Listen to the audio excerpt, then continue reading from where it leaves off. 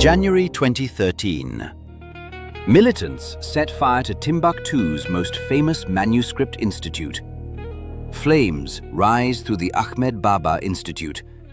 They believe they are destroying the memory of a city.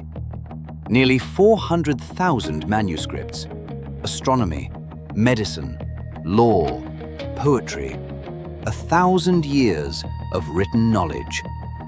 But when the fire reaches the shelves, something is wrong. The rooms are empty. The library is gone. Months earlier, armed jihadist groups had seized Timbuktu. They banned music, they banned sports, they carried out public floggings. They demolished shrines that had stood for centuries. The message was clear. A new order had arrived.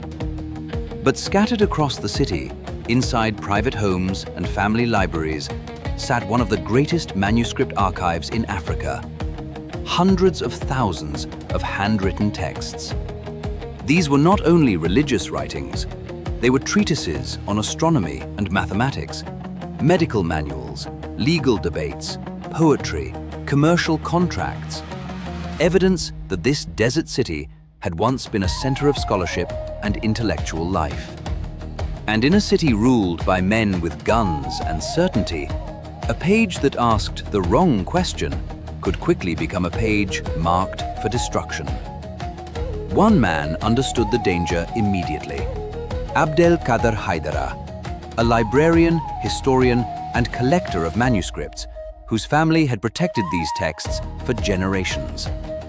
He knew what usually happens when fanatics take power. Books burn, archives disappear, memory becomes dangerous. So he made a decision. The manuscripts would leave Timbuktu before the new rulers understood what they had. In secret, an underground network formed.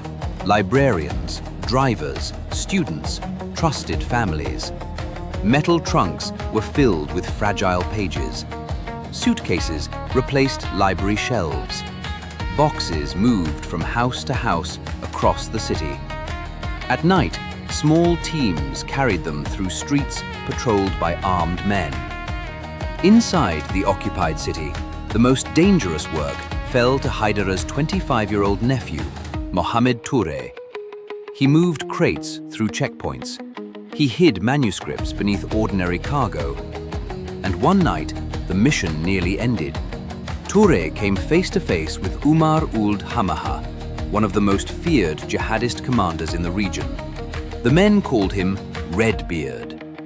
A flashlight struck Toure's face. The box was opened. He was accused of stealing manuscripts under Sharia law, arrested, taken to the Islamic police.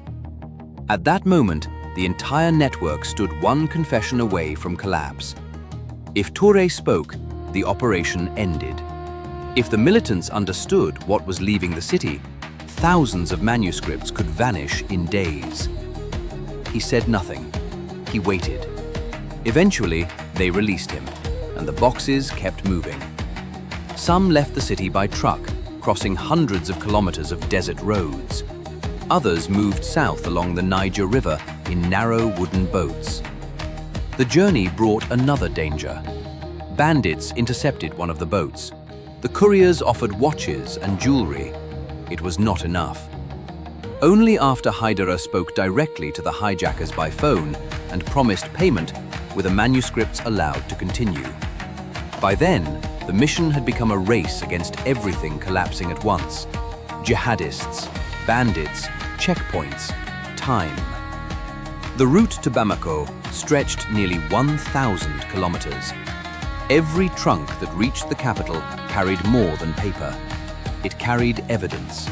Evidence that Africa's intellectual history ran far deeper than the world had chosen to remember. Then came January 2013.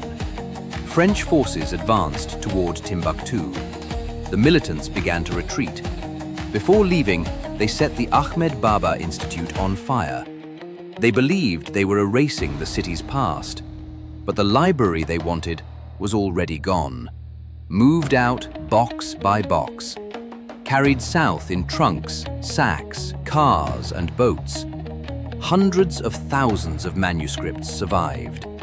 1,000 years of knowledge slipped out of the city before the flames arrived.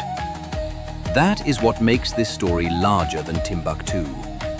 When extremists seize power, they rarely begin with armies. They begin with memory. Books, archives, music, names. Erase those, and the past becomes easier to control. But sometimes memory moves faster than the fire. Sometimes it travels in suitcases, sometimes in wooden boats on a dark river, and sometimes its survival depends on people who refuse to let history burn.